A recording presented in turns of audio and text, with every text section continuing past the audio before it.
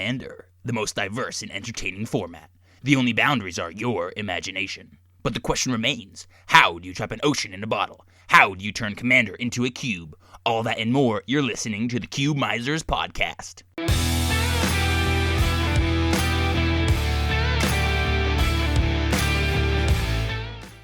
Welcome back. Today we're chuffed to bits to discuss Commander and making it a cube. There's no reason to wait, so let's jump on in, Travis. First thing we're going to talk about is what is Commander as a format. So Commander is the most diverse format as it is based around legendary creatures and is also a casual format. This is because there are usually 4 players in a game of Commander. Also, games usually take a long time. They may last, an hour, sometimes even 2. So, as we just said, Commander is a multiplayer format of Magic, which makes things pretty interesting. Staple cards of the format. So these cards are the most played cards per color in Commander. We found these through the help of EDH Rec website to show everyone the power level of Commander and what you'll expect to see when playing this format. So starting off, for green, we have Zendikar Resurgent. For blue, we have Cyclonic Rift. Hate that card. For red, we have Chaos Warp. For white, we have Smothering Tide. Pretty good card. For black, we have Toxic Deluge. Yep.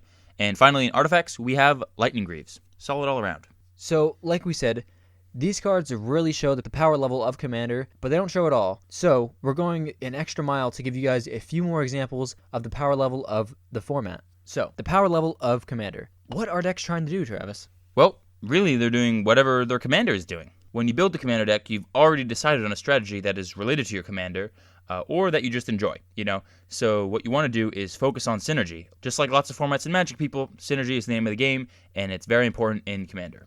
Yeah, so, for example, if you have a lands-themed deck, most of your cards will have something to do with your lands and using them to your advantage. The Gitrog boy. Exactly. Jake's Gitrog monster deck is probably the best example of this synergy. It is, super tight and close-knit in its synergistic cards. And it's just, wow, it's just a freaking powerhouse.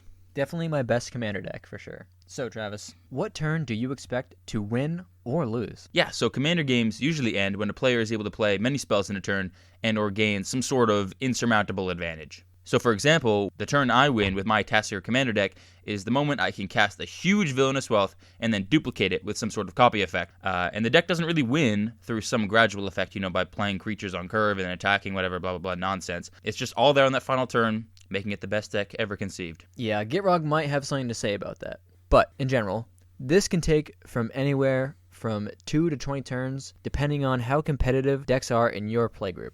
Right, so let's talk about how Commander can be transformed into a cube format. So, Jake, how can you replicate the power level of this format? So, first off, you're going to want to focus on powerful commanders.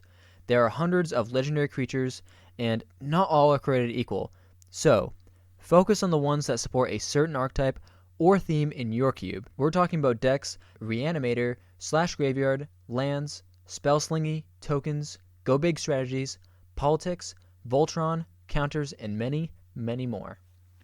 Basically what we're saying is include the most viable and competitive commanders to achieve the best synergy possible and to have the most fun in this cube format. Let's be real here, no one wants to play a random 3-mana, 3/3 legendary as their commander that does practically nothing else. Listen, man, you simply can't hate on my doggo that guards the underworld. For those who don't know what he's referencing, Jake is talking about Kenoros, Hound of Athreos, which is a legendary creature that does literally nothing other than be a creature. Hey man, he guards the graveyards. Keep those creatures in there. So, how can you make it feel like Commander? So the first thing is that big, splashy, game-altering cards is the name of the game.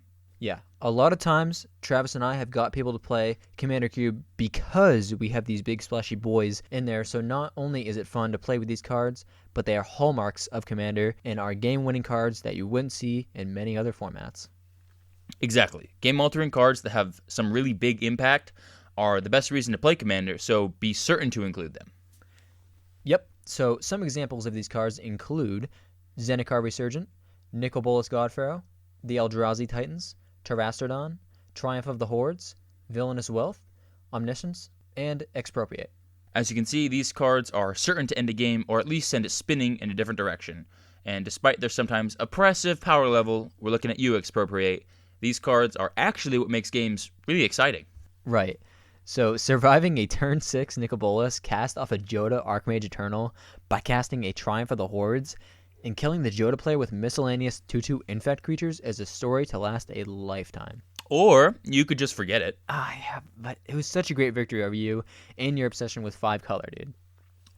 Speaking of 5 color, let's move on to multicolored cards.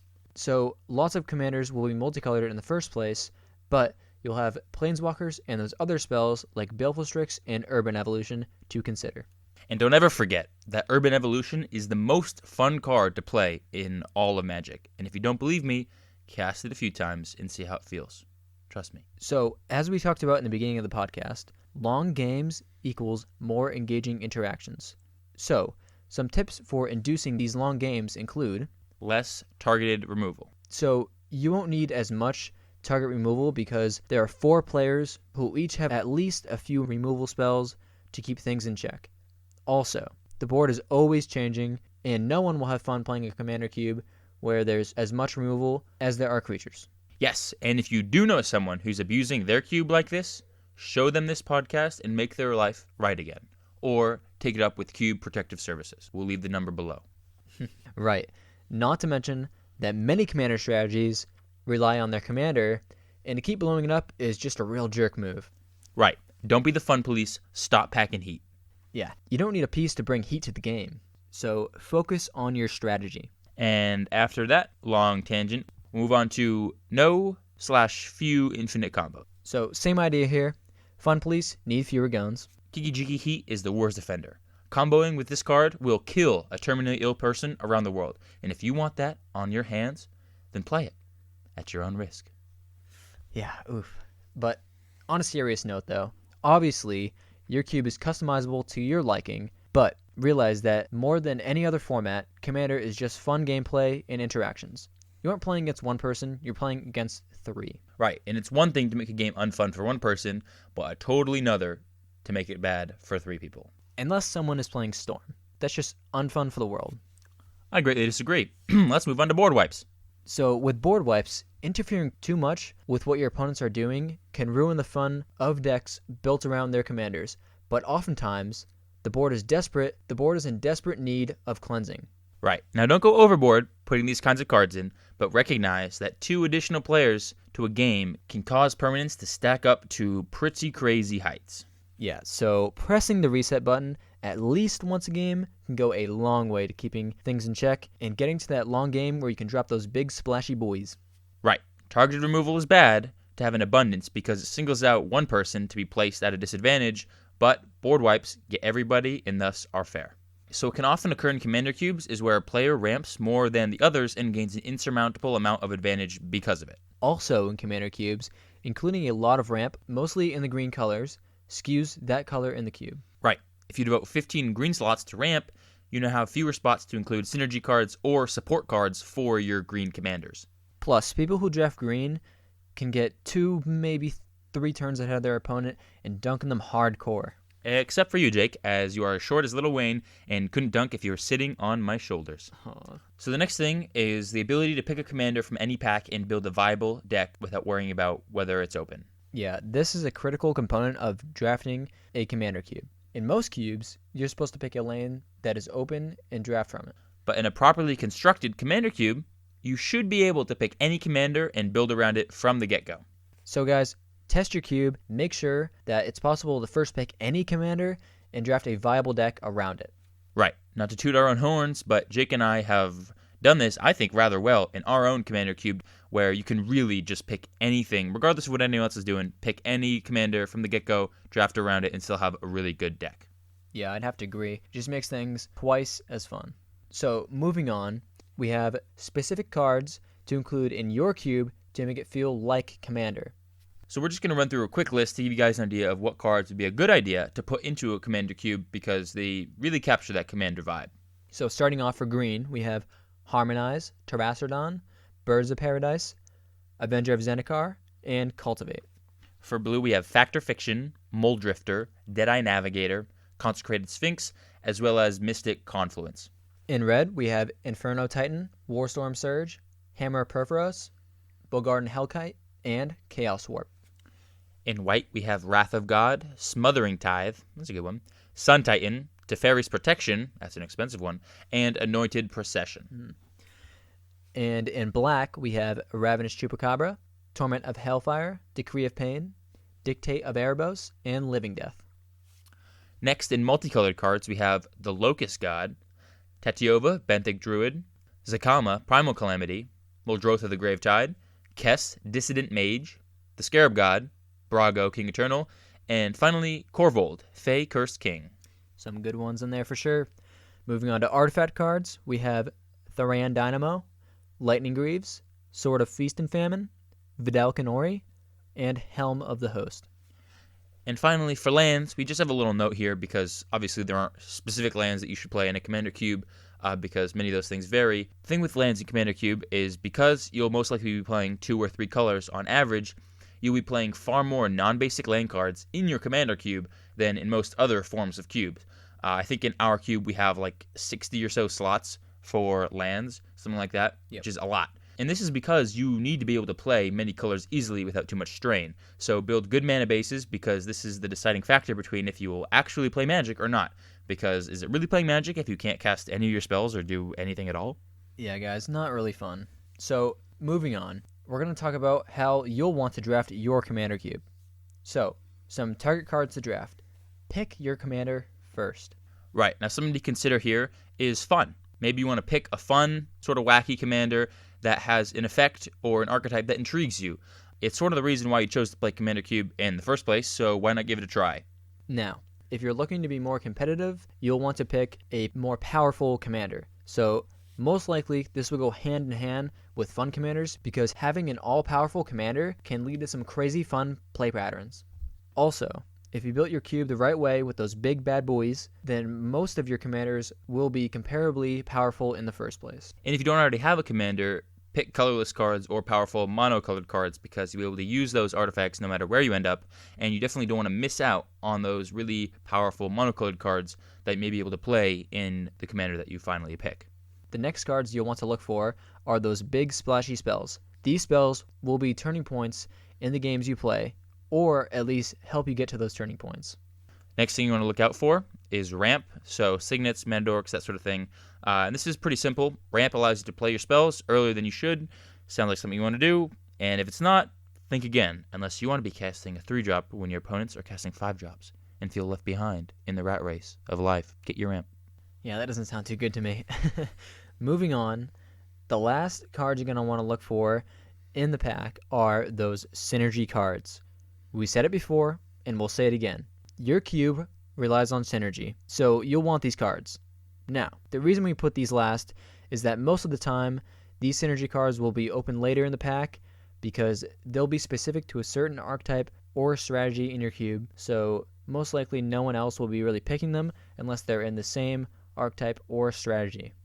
Next, we're going to move on to some themes for Commander Cube. Now, we always like to give this segment just as a little bit of inspiration if you're looking to build a cube that sort of breaks the mold and isn't the classic, vanilla Commander Cube, regular old thing. If you want to build around a theme, we find this really exciting, and we hope you do too. So let's talk about some different themes for the cube. Jake? So the first theme we have for you guys is long, exciting games. So the first point for this is to try and limit removal. Now, we said this a bit earlier, but again, the board will be constantly changing as there's 4 players in the game, so you don't need as much removal. The next thing you want to do in the quest for long, exciting games, if that's the theme you're building to, is to limit ramp. If you have too much ramp in your cube, chances are it's just going to end up being a race where whoever ramps most wins. Not to mention, with less ramp, games will be de facto slower as you are casting things on curve. That's right.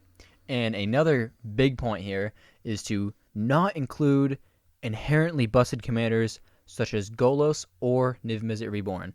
They'll be the best commanders in the cube and can get very repetitive, boring, and straight unfun to know that every other deck is at a disadvantage when you're playing against them. Balance, people. Balance your cube. Bonkos. Another point that's pretty specific, actually, is to include many Monarch cards. For those who don't know what Monarch is, it is a mechanic introduced with the conspiracy sets that allows you to draw cards at your end step and is some of the most fun to have in a Commander game. You can ask anyone who plays Commander. Monarch cards just make the game way more interesting. They add a whole new dimension and just make it really fun as you have a new sub-game of trying to get the monarchy. So include Monarch cards because they'll they'll let you get that exciting in the long, exciting games theme. They'll get that exciting. Just check that box right there. And also, they actually make the games longer because people are drawing more action and also more answers for action. And while the Monarch mechanic is a combat-based mechanic where you have to attack players who have the Monarch, and that may seem counterintuitive to a long game because, if you're incentivizing more attacking, then people are going to die quicker. It actually leads to a longer game, again, as I said, because people are drawing more threats and more action and can just make it super exciting. Like, Jake, I cannot name how many games we've had where when Monarch is played, it just feels so much lighter and more fun. It just makes the game feel like a game, not a competition. Right, and a lot of the Monarch cards, not only is it just draw cards just from being the Monarch, but those cards can actually help you win the game. Like, there's a 5 mana, 3 and 2 blue that gives your creatures unblockable if you have the Monarchy. And that's just really cool just to be able to win if you have this, if you're the king, you have all the power. So it's pretty cool, so include it in your cube. And who doesn't like drawing cards, Next up, we have a purely legendary creature theme. Right, so this one's pretty self-explanatory. I mean, it's in the name where all of your creatures are going to be legendary creatures. Now, this can be pretty cool because it allows you to play a whole bunch of commanders in a whole bunch of colors and just can just be a really interesting thing to see. Right, and just knowing that every creature in the draft could be your commander is a really interesting thought and can lead to a lot of different gameplay. Right, and the thing about Commander Cube is that, unlike other cubes, it's very difficult for it to go stale since there are so many different commanders to build around, and that is even more true when building around purely legendary creatures, because if all, 100 or 150 creatures in your cube are just all legendary, that's 150 different commanders, and that's just a crazy number. You will never draft the same thing twice, just ever. That's right. It's almost impossible, and that just makes for even more infinite ways to play your Commander Cube. Next up, we have Vorthos play. And what this means is building around lore. And Travis has a really fun and kind of exciting example of this. Right. So Vorthos players are the sort of one of the Magic stereotypes of players. There's a bunch of them. You can look it up. We're not really going to go into that right now, but the point of the Vorthos players is that they build around the story. The story of Magic is the most important thing to them and what they, like to play for. So an example of this is when Jake and I drafted a Vorthos Ravnica cube that was just built around the Ravnica plane. It had all of the legendary creatures from the Ravnica plane, all of the ones that are associated with the guilds like Teysa, Lazav, etc. And you really got to see cards in there that highlighted their story. So whether it's through the flavor text, through the ability, or through the card art, they all had a relation to these characters, and you just saw this whole story of Ravnica play out. And it was really cool. It was almost like being taken on a Dungeons & Dragons campaign through a Magic Cube, and that is something that is super cool, I think, in my opinion. Yeah, you can really express yourself with this type of build of a cube, and it's just really fun to play with cards from your favorite plane, and a lot of the times it can just be really nostalgic. Yeah, and I think, Jake and I have something in the works. I'm not going to spoil too much, or maybe I'll spoil all of it. We have something in the works for a cube that's built around the story of War of the Spark and everything that goes down there. With Nicol Bolas and stuff, and it's going to be pretty exciting to build. It's going to have a lot of flavor, and maybe we'll have a podcast about that later on. Yeah, possibly, but you never know. We could switch it up to another plane, Next thing we've got is emulating a commander set. Right, so for example, you could build around Commander 2016, where 4-color commanders were first introduced as well as partners, and this could be really fun, but some people complain there's not enough cards to build in a cube just with a commander set, but Travis and I disagree with this. Now, your cube probably will be a little bit smaller, but you can definitely do this, and just drafting with all the cards from that commander set could lead to some interesting gameplay or gameplay that you wouldn't have otherwise. Right, and now this sort of cube style, I mean, we've seen it before. It usually requires a sort of change in the structure of the cube. Where what happens is you pick your commanders before you even start the draft. So you'd roll a dice, let's say, and whatever number you get is associated with one of the commanders, and you get the commander, and then when you start the draft, you already know what commander you're building towards. And while this seems like, oh, this is going to get stale. You're just building the same commanders every time. That's not necessarily true. First of all, you can change up the commanders. So let's say you're building around Commander, 2016, where you have the 4-color commanders. You can change between the 4-color commanders or their partner counterparts. It actually becomes rather different when you're drafting. The decks are rather different every time you draft because you've got a bunch of cards to choose from, and you don't necessarily get the same things every time.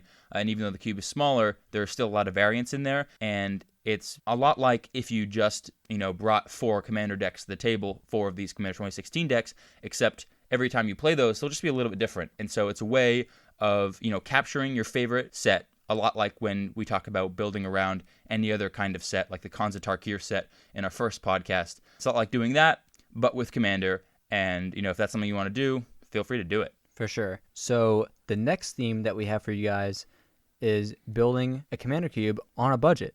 And this is the easiest form of building a Commander Cube because you could just grab cards from your commons, uncommons, your rare binders, and your crazy mythic cards and just throw them all together in a Commander Cube.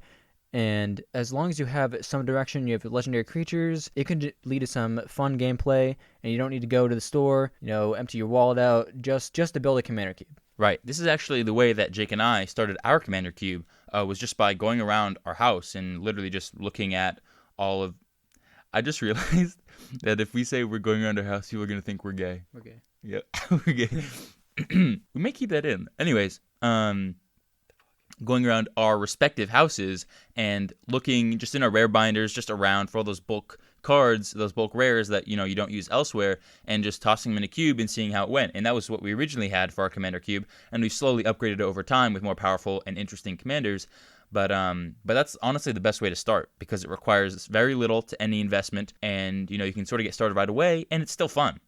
Again, if all of the cards are on a budget, as we've said before with other cubes that you build on a budget, if all of them are budget, the decks aren't going to be that different in power level. It's not like you're bringing a budget commander deck to a table where people could be playing, $200 decks and you're sitting there with a $25 deck.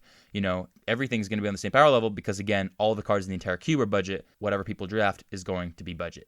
Right. So Travis and I both recommend that when you guys go to build your first iteration of a Commander Cube, that you just try and throw together a bunch of cards that you think would be good in a Commander Cube. Like we said, it will save you tons of money, and you'll play with cards that you just wouldn't play with. And Travis and I have had some of the most fun just playing cards that we wouldn't play with otherwise, and that would just sit and rot in our binders. So most of the themes you will build around are going to be related to the commanders that you have chosen to include and support in your cube. So, for example, our cube has a heavy creature theme because most of our strategies rely on having creatures, so think blink and sacrifice type archetypes. Right. So if you don't really have an idea for what sort of theme you want to build towards from the outset, you will actually be able to find that while you're making your cube or after you've made your cube, if that makes sense. So Jake and I didn't have a set theme.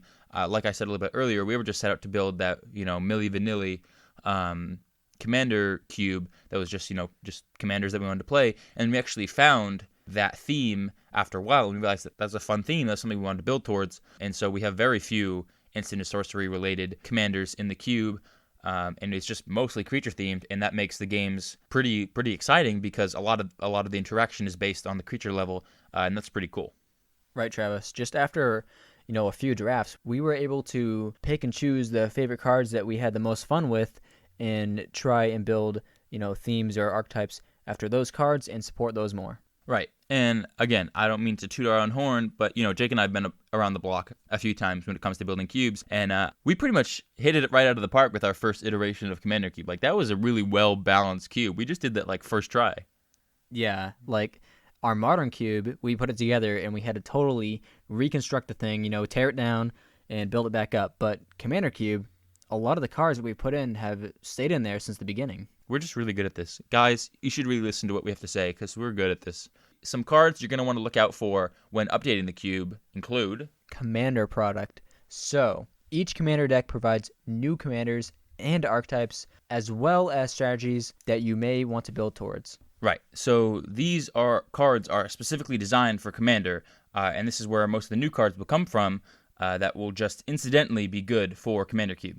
Exactly. So there'll be 3 new commanders per deck, and sometimes even more with partner commanders, just like we saw from Commander 2020 as well as Commander 2016. So there'll always be new commanders to put in your cube. Another thing that you might want to do is look into any newly released sets for any cards that support a commander or could be a commander. There are always legendary creatures in every new set that comes out, so be on the lookout for all those cards in standard sets, master sets, conspiracy/battle bond, or brawl sets. Right, so start with budget alternatives to powerful effects and upgrade as you see fit. There is no rush to have the best commander cube in the world, even if you have the money for it. A lot of the times, playing with worse cards can be more fun than you think, guys. Plus, it's cool to see your cube evolve over time, and it can help you with evaluating cards to put in to help your archetypes and strategies. All right, now we'll move on to some tips and tricks for folks looking to make a commander cube. First things first, focus on balance. Balance is the most important thing in the cube format, period. No one wants to play a cube where you know some colors or archetypes have an advantage over others. That's no fun. Right, so substitute expensive cards for cheap variants that are slightly worse. Mana cost efficiency is much less important in Commander.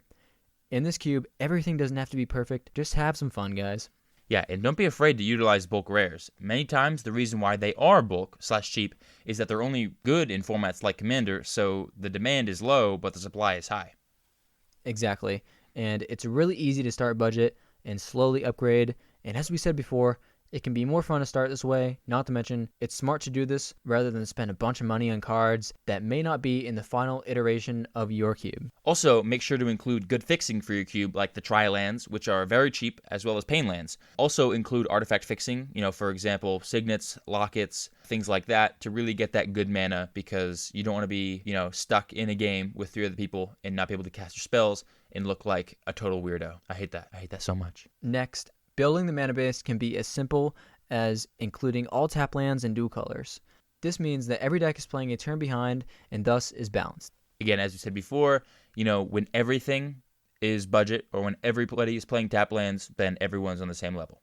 The next point is that many commander cubes utilize custom cards that allow you to add colors or effects to commanders. Other cards allow you to search the cube after a draft for specific cards, and just learn how to utilize these properly and include them, if you find that they'll be useful. Jake and I, we include these in our cube. Some things that can add a color. Let's say you can add red to a commander and things like that, just to change it up a little bit. And cards that allow you to search through the cube for specific things, which can, be just really crucial to making a deck actually work and come together well, which I think is why our first draft was so good, was because we had these cards that allow us to fine-tune our decks. So that's something you want to keep in mind. And custom commanders is a whole other can of worms that we will go into at a later date with a different episode, I think. Right.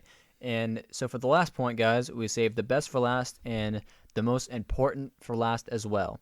And this is to test, and test your cube. The more you play, the more you can discover any too busted strategies, such as ramp in our cube, Travis.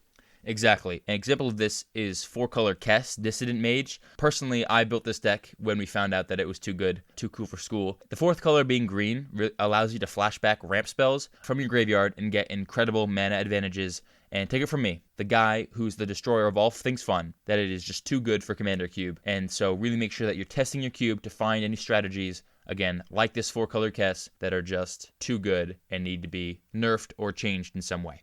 Right. So watch out for things like that. All right, so I think that's about it for the podcast. Move into the end step, and now that all of that is on the stack, if you have any responses, feel free to leave them in the comment section. We love to hear from you. And with that, I think we'll move to the resolution and deliver our Wayne quote of the week that we know you've been waiting for. Hit it.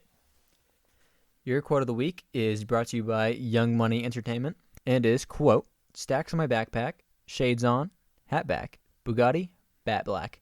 Where they do that at?" End quote. Hold up. Lil Wayne plays Stacks confirmed? Stacks confirmed, Lil Wayne? Ooh. All right, that's the end of the podcast. We're out. Until next time, Miser Gang. Peace.